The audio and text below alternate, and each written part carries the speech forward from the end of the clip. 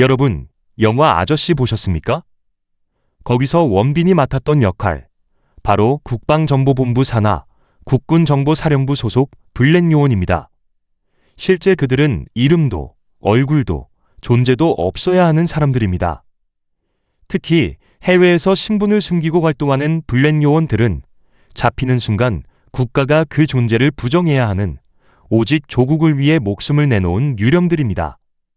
그런데 2024년 여름, 이 유령들이 산채로 매장당하는 믿기지 않는 사건이 터졌습니다. 사건은 소리 없이 시작되었습니다. 중국과 러시아, 그리고 동남아시아 험지에서 은밀하게 북한 정보를 수집하던 우리 요원들에게 상부의 다급한 명령이 떨어집니다. 지금 즉시 모든 활동을 중단하고 탈출하라. 당신들의 신상이 털렸다. 평생을 바쳐 구축해온 정보망이 하룻밤 사이에 공중분해된 겁니다. 수십 년간 얼굴을 바꾸고 이름을 숨기며 숨죽여 살았던 요원들은 그날 밤 짐도 싸지 못한 채 야반도주하듯 현지를 빠져나와야 했습니다. 자, 여기서 질문 하나 드립니다. 우리 요원들의 목숨줄인 이 명단, 누가 넘겼을까요? 북한의 해커일까요? 아니면 영화처럼 적국의 스파이가 침투한 걸까요? 아니요. 범인은 내부에 있었습니다. 그것도 정보사 내부에서 요원들의 신상을 관리하던 군무원 A씨였습니다. 그는 우리 요원들의 실명, 나이, 활동 국가, 심지어 위장 직업까지 포함된 급수 낮은 명단도 아닌 최고 등급 기밀을 통째로 복사해 중국 동포, 즉 북한 정보원으로 의심되는 자에게 넘겼습니다. 여러분, 이게 얼마나 무서운 일인지 감이 오십니까? 이건 단순히 종이 몇 장 넘긴 게 아닙니다. 해외에서 활동하던 우리 요원들의 등에 칼을 꽂은 것이고 그들의 가족까지 사지로 몰아넣은 국가적 살인 행위티입니다. 실제로 명단이 넘어간 직후 일부 지역에서는 우리 요원들이 체포되거나 행방불명되었다는 첩보가 돌며 정보사 전체가 패닉에 빠졌습니다. 그런데 더 기가 막힌 건 지금부터입니다. 이 군무원 A씨, 잡히고 나서 뭐라고 했는지 아십니까? 노트북이 해킹당했다며 발뺌을 했습니다. 하지만 조사 결과 그는 보안이 생명인 정보사 기밀을 개인 노트북으로 옮겼고 심지어 군 수사당국이 들이닥치기 전 자료를 삭제하려고 시도까지 했습니다. 여기서 여러분은 당연히 이렇게 생각하실 겁니다. 나라를 팔아먹은 놈이니 당장 간첩죄로 다스려 사형을 시키겠구나. 하지만 현실은 우리 뺨을 때립니다. 우리 법 집행기관들은 이자에게 간첩죄트를 묻지 못했습니다. 왜냐고요? 그 명단을 받아간 곳이 북한이라는 확실한 물증을 찾기 어렵다는 이유로, 그리고 중국은 우리 형법상 적국이 아니라는 해괴망측한 논리 때문이었습니다. 목숨 바쳐 나라 지킨 요원들은 쫓겨나듯 귀국해 인생이 망가졌는데 그들을 판 자는 법의 허점 뒤에 숨어 비웃고 있습니다. 이게 2026년 오늘 우리가 마주하고 있는 대한민국 안보의 처참한 민낯입니다. 여러분, 지금 내 옆집에 사는 사람이 중국이나 일본에 우리나라 반도체 핵심 기밀을 통째로 넘겨도 그 사람을 간첩으로 처벌할 수 없다는 사실을 알고 계십니까? 농담이 아닙니다. 대한민국 법원 판결이 증명하는 잔혹한 현실입니다. 다시 그 군무원 이야기로 돌아가 봅시다. 우리 요원들의 목숨을 팔아치운 그자를 앞에 두고 검찰과 기무사는 머리를 쥐어뜯었습니다. 사형까지 가능한 간첩죄로 기소하고 싶은데 법전이 가로막습니다. 간첩죄는 오직 적국을 도운 자만 처벌한다. 이 말도 안 되는 상황을 바꾸겠다고 국회의원들이 모였습니다. 그런데 여기서부터 우리는 더 기가 막힌 장면을 목격하게 됩니다. 2024년 말 국회 법제사법위원회 회의장. 분위기는 살얼음판입니다. 여당 의원들이 소리칩니다. 중국 스파이든 러시아 스파이든 나라 팔아먹으면 다 간첩 아닙니까? 적국을 외국으로 글자 딱 2개만 고칩시다. 이건 상식입니다.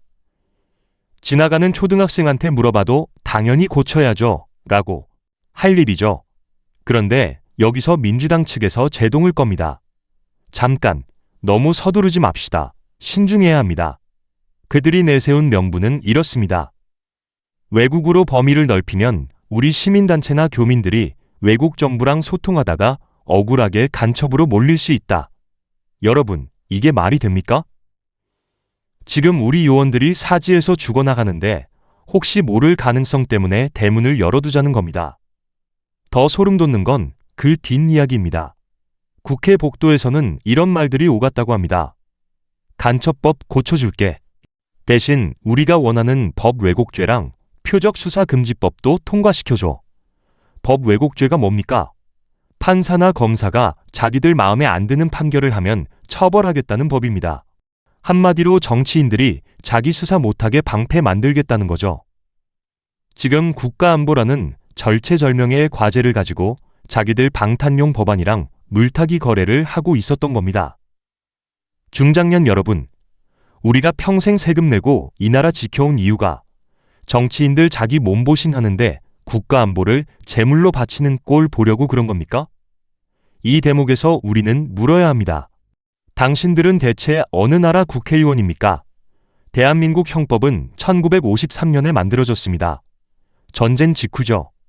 그때는 북한 말고는 우리를 위협할 나라가 없다고 생각했을지도 모릅니다. 하지만 70년이 흘렀습니다. 지금은 총칼로 싸우는 게 아니라 정보와 기술로 싸우는 시대입니다. 미국, 영국, 프랑스, 심지어 우리와 갈등하는 중국조차도 자기 나라 이익을 해치면 국적 불문하고 무겁게 처벌합니다. 오직 대한민국만 70년 전 녹슨 자물쇠를 그대로 채워둔 채 우리는 민주국가니까요 라며 도둑들에게 뒷문을 열어주고 있습니다. 이 침묵의 대가는 누가 치르고 있을까요? 국회에서 고성방가하는 의원들이 아닙니다. 지금 이 순간에도 이름 없는 곳에서 조국을 위해 숨죽이고 있는 또 다른 원빈, 그리고 그 기술을 지키기 위해 밤샘하는 우리 아들, 딸들입니다. 70년 전 만들어진 낡은 법 한 줄 때문에 우리 국익을 팔아치운 배신자들이 법정에서 비웃고 있습니다. 더 충격적인 건 이 구멍을 막으려는 시도가 누군가에 의해 계속해서 가로막히고 있다는 사실입니다. 이 영상 마지막에는 정치권의 싸움 속에서 우리가 반드시 기억해야 할 안보 생존법을 알려드릴 겁니다. 여러분의 일자리와 국가의 미래를 지키고 싶으시다면 부디 끝까지 함께해 주십시오. 대한민국 형법 제98조. 간첩죄는 오직 적국을 위해 간첩 행위를 한 자만 처벌하게 되어 있습니다. 여기서 말하는 적국은 오직 북한뿐입니다. 목숨 바쳐 나라 지킨 요원들은 쫓겨나듯 귀국해 인생이 망가졌는데 그들을 판자는 법의 허점 뒤에 숨어 비웃고 있습니다. 이게 2026년 오늘 우리가 마주하고 있는 대한민국 안보의 처참한 민낯입니다. 산업 스파이들이 수조 원짜리 반도체 기술을 미국이나 중국에 팔아넘겨도 그들은 간첩이 아니라 산업기술 유출범으로 처리됩니다. 형량은 껌값 수준이죠. 간첩은 사형이나 무기징역까지 가능하지만 이들은 몇 년 살고 나오면 그만입니다. 이게 나라입니까? 아니면 간첩들의 놀이터입니까? 이 말도 안 되는 법을 고치자는 목소리가 지난 수십 년간 있었습니다. 2024년 22대 국회에서도 여야가 법안을 내놓았죠. 그런데 왜 지금까지 지지부진했을까요? 그 중심에는 민주당의 신중농비라는 이름의 제동이 있었습니다. 민주당은 말합니다. 수사 범위가 너무 넓어지면 무고한 시민이나 단체가 피해를 볼 수 있다. 정권이 반대파를 탄압하는 도구로 쓸 수 있다고요. 과거의 트라우마를 꺼내며 안보의 구멍을 방치하고 있는 겁니다. 심지어 최근 법사위에서는 이 간첩법 개정안을 통과시켜주는 조건으로 자신들이 원하는 법 왜곡죄 같은 정쟁용 법안을 같이 처리하자고 요구하며 안보 인질극허를 벌인다는 비판까지 나왔습니다. 국가의 존망이 걸린 안보 법안이 정치적 거래의 대상이 된 겁니다. 2026년 지금 우리가 주저하는 사이 주변 강대국들은 비웃으며 우리를 털어가고 있습니다. 일본은 라인 LINE 사태로 우리 기술력을 압박하고 중국은 우리 반도체 인력을 통째로 빼가며 핵심 기술을 복제하고 있습니다. 간첩법이 막혀있는 동안 우리 국정원의 수사권은 폐지되었고 경찰의 안보 수사 역량은 시험대에 올랐습니다. 도둑은 담장을 넘어 안방까지 들어왔는데 집주인들은 대문을 잠글 열쇠를 만들 것인지를 두고 대청마루에서 싸움만 하고 있습니다. 이건 진보와 보수의 문제가 아닙니다. 내 나라, 내 자식이 먹고 살 기반이 송두리째 뽑혀나가는 조용한 전쟁급입니다. 이대로 가면 대한민국은 전 세계 정보 세력들의 호구로 전락할 것입니다. 이제 우리는 똑똑히 지켜봐야 합니다. 누가 국가 안보의 문을 걸어 잠그는 것을 방해하는지, 누가 입으로만 안보를 외치며 뒤로는 정치적 계산기를 두드리는지 말입니다. 완벽한 해결책은 아니지만 우리가 할 수 있는 최소한의 방어책을 제안합니다. 첫째, 국회 법사위 의원들의 투표 기록을 감시하십시오. 간첩법 개정을 가로막는 의원이 누구인지, 그들이 내세우는 논리가 합당한지 끝까지 추적해야 합니다. 둘째, 안보 이슈를 정치 프레임으로 보지 마십시오. 이건 인권의 문제가 아니라 생존의 문제입니다.